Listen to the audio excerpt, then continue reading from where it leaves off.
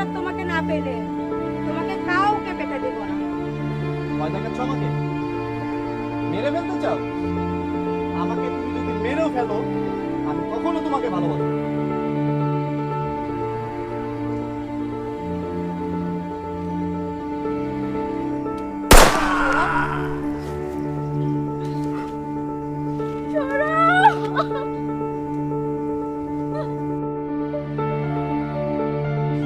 সৌরভ, তুমি আমাকে ক্ষমা করে দিও।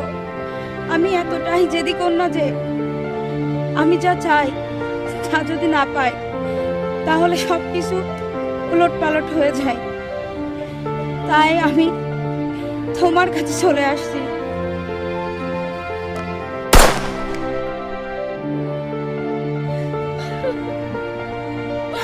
সৌরভ।